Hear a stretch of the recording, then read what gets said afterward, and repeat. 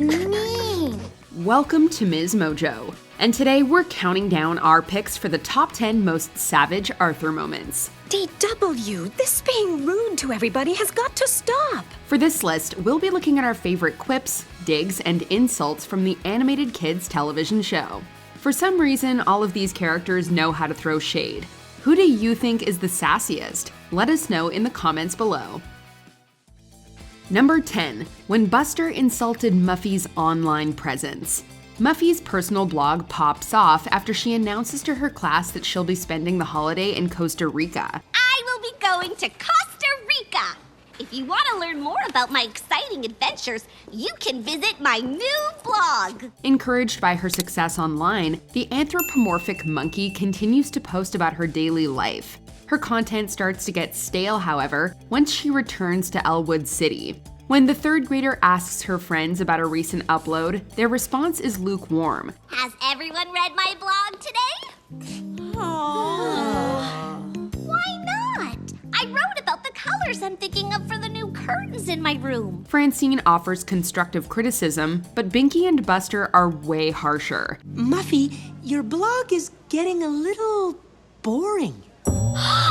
You can't just write that you had a salad for lunch. Who wants to read that? The aspiring writer learns that when it comes to content creation, boring is the worst feedback you can get.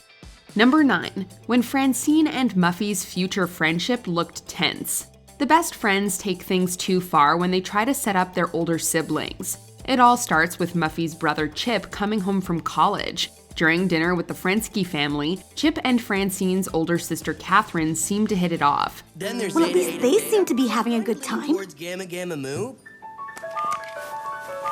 No way! I have the Portal X382. They seem to really like each other. Noticing this, Francine and Muffy imagine what it would be like to be sisters. Their mutual fantasy plays out in a sitcom-esque style. How's it going? Terrible. I just bought this horse, but I have no idea how to ride it. No sweat. I'll teach you. While at first their future seems playful and cheery, it starts to look more tedious as things get tense in the present day. Francine confronts Muffy about imaginary household chores, but the high-maintenance monkey responds with a vicious read of her roomie's cooking. I fed him earlier. Yeah, the cake I made for Catherine's birthday. Oh, is that what that was? I thought it was garbage. It's so hard to tell the difference with your cooking. Number 8. When DW dragged Arthur in the most viciously meta way. The Magic Toolbox is a show within the show that includes a segment similar to Arthur's own A Word From Us Kids. Hi, my name is Matt, and this is my 3rd grade class. It features students in their learning spaces sharing what they know. While watching an episode with Buster and DW, the titular character expresses interest in the casting process. His little sister sees an opportunity to roast her brother and runs with it. Here's Arthur on TV. My name is Arthur, and my dog is named Pal, and blah-de-blah-de-blah. Isn't that interesting? And here's the audience watching Arthur on TV. In reality, DW's claim that her brother would be a snooze-worthy protagonist is provably false.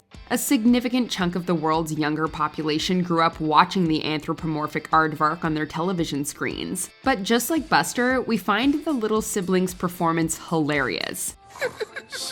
Very funny, DW. I always think snoring is funny. Number 7. When Arthur insulted DW's physical appearance pretty accurately. One commonly recurring theme from the children's television show is sibling conflict. For example, the young aardvark and his little sister can often be seen going at it. I can't see. Move your head. You're not the boss of me, Mr. Goopy. DW, please move your big, enormous, large, gopher-looking head. At least my head doesn't look like a football with glasses. No, your head looks like a big meatloaf with raisins. From teasing to fighting, it's normal for the children to be at odds.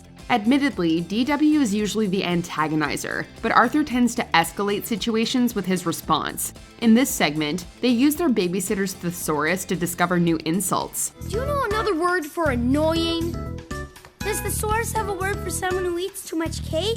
You kids are really working on your vocabulary. I'm so impressed. While the resourcefulness is great, what's really impressive is their creativity. We wouldn't have thought to compare DW's head to a large fruit, but now we can't unsee it. Mom! Arthur said my face looks like a watermelon except for the bad haircut! She started it. Number 6. When DW did the perfect impression of Arthur. The feisty young aardvark pulls a long con on her brother with this all-encompassing bit. When Arthur insults her interests, DW channels her hurt feelings into the performance of a lifetime. You don't like doing anything with me anymore because you like boring things. I wish you wanted to do interesting things, more like me. Then you'd want to play with me? Sure. She mimics her older sibling, adopting his tastes, habits, and mannerisms. DW even goes as far as dressing like Arthur in a yellow V-neck sweater, white-collared shirt, and blue jeans. How do you like them, Arthur? I picked them out myself.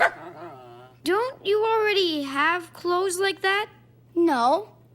They look familiar. Her mockery reaches its final evolution when DW dons a pair of glasses with round frames. Hi, guys. I'll go get my bike. Hi, guys. I'll go get my bike. Am I seeing double? Was that Arthur's sister? They say imitation is the sincerest form of flattery, but we're pretty sure that's not what's going on here. Number 5. When Francine gave Muffy the public roasting of her life. When Francine gets the lead role of Thomas Edison in a school play, she immerses herself in the world of incandescent filaments. For the part of Thomas Edison, Francine. Congratulations! Great! I'm the star? I won't let the class down. I'm gonna give 110% to this part. Unfortunately for her classmates, she takes her position a little too seriously. The third grader stops participating in other activities, opting instead to research her source material. Want to come to the Sugar Bowl with us? I have to study my inventions. I have no time for ice cream and childish small talk. What's with her? Beats me. Muffy and Prunella invite the hard-working thespian to the mall, only to be rejected. When her prima donna best friend calls Edison's inventions boring, Francine takes personal offense. In retaliation, she hits Muffy back where she knows it'll hurt most. Prunella's response says it all. My inventions are not boring. Without lights, you'd have to shop in the dark. Oh, sorry. I guess you already do.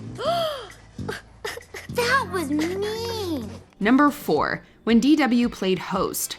Compartmentalization is not one of DW's strengths. When the middle child feels left out by kids at school, she brings her frustrations home. You don't love me. You wish I wasn't even born. Sleep tight, DW. Let's hope you feel better in the morning. No one is safe from the testy aardvark's surly attitude, not even house guests. But Arthur's friend Francine is determined to get to the root of the matter. She directly asks DW why she's acting the way she is, and it does not go well. DW gets offended and Francine gets a target on her back. I'm sorry, DW. I didn't mean to hurt your feelings, but you really are being a total doofus, if you know what I mean. Who asked you? You don't even live here. Not even an attempt at an apology can smooth things over. The next time Francine goes over to Arthur's house, his sister is ready to let her have it. Francine, can I ask you a question? Sure, anything. Why don't you go back to your own house and stop bothering us? Number 3. When Buster was left behind. Arthur isn't pleased when his family starts shopping for a car. Unable to afford something new, the Reeds visit the used car dealership owned by Muffy's dad, Ed. Ed, the reason we're here... I know why you're here. To buy the car of your dreams. The only thing I don't know is which of these fine automobiles is that gonna be? Even after multiple test drives, nothing gets Arthur's stamp of approval. That's when Mr. Crosswire calls in for backup. The next day, Muffy picks up her classmate in an available green hatchback and tries to make a sale. So, this is a pretty nice car, don't you think? I guess. Sometimes my dad lets me ride in one of the cars from his lot, but only the most special cars, like this one. Say, isn't your family looking for a new car? Yes. While her pitch to Arthur is a little over the top, we're concerned with her treatment of Buster. The rabbit's family may not be in the market for a used vehicle, but he probably wouldn't have minded a ride. Hi, Arthur. Would you like a ride to school? Great. Just Arthur. Instead, Buster is left to walk to school alone. Number 2. When Muffy tried to give a compliment. Mr. Ratburn unintentionally causes a stir when he gives George an award for his improvement in school. Every year, I like to give out an award to that one student who has demonstrated the most improvement. This year's Thinky goes to George. What? Me? Muffy, who takes a lot of pride in her own trophy collection, feels inclined to express her opinion on the matter. She congratulates her classmate, but insists that it should have been Fern who won. Congratulations, George. Although, to be honest, I thought you should have won, Fern. Really? Why? Because you've improved so much this year. Your skin is better, your posture is better, you almost look pretty. The remark could have been meant as a compliment, but it comes out more as a dig. Naturally, Fern insists that trophies aren't important to her. Thanks, Muffy. I don't really care about winning trophies. What? Of course you do. Everyone does. The concept is inconceivable to the attention-loving monkey. She spends the rest of the episode trying to award the dog a trophy of her own. While the sentiment sounds nice, it says a lot more about Muffy than it does Fern. Before we unveil our top pick, here are some honorable mentions. When Arthur roasted his own parents, these characters have been throwing shade since the pilot. Hey, Mom, you have gray hairs on your head. Dad, have you always had those bags under your eyes? When Muffy was considerate of her less fortunate friends, sharing is caring, but this seems backhanded. I don't need makeup. I'm already beautiful. But Francine doesn't have any, and she sure could use some. When DW used her artistic talent to criticize Arthur, they say a picture is worth 1,000 words. What did you draw? A stick. A stick? A stick from the park where you promised to take me today! When DW offered her kindness at a price. When Arthur can't stop losing things, his sister sees an opportunity for financial gain. I'm losing everything. I even lost my glasses. I'll help you find them for $5. When DW caught Arthur in the act, she always assumes the worst in her brother. What are you burying, Arthur? Your report card? I'm digging for treasure. Before we continue, be sure to subscribe to our channel and ring the bell to get notified about our latest videos. You have the option to be notified for occasional videos or all of them. If you're on your phone, make sure you go into your settings and switch on notifications. Number 1. When Arthur threatened to sell his sister. As we've mentioned, sibling relationships are a common theme in the show. In fact, Sue Ellen is one of the few characters to not have a brother or sister. Well, Chester, Mom and Dad aren't gonna get me a brother, so I guess I'll have to get one myself. While most of her friends get to participate in the Elwood City Sibling Festival, the anthropomorphic cat feels left out. She offers to be DW's partner in one of the events, only for Arthur to tell her she can't. I can be your partner for the next race. Sorry, Sue Ellen. It's a brother and sister race. Maybe there's a contest for lonely children after this. DW hits a little too close to home when she calls Sue Ellen lonely. Her comment is nothing, however, compared to what Arthur says next. The 4-year-old aardvark may be a lot to handle, but her brother's threat is excessive. It's only children, DW. A lonely child is what you're gonna be when I sell you. Do you agree with our picks? Check out this other recent clip from MsMojo and be sure to subscribe and ring the bell to be notified about our latest videos.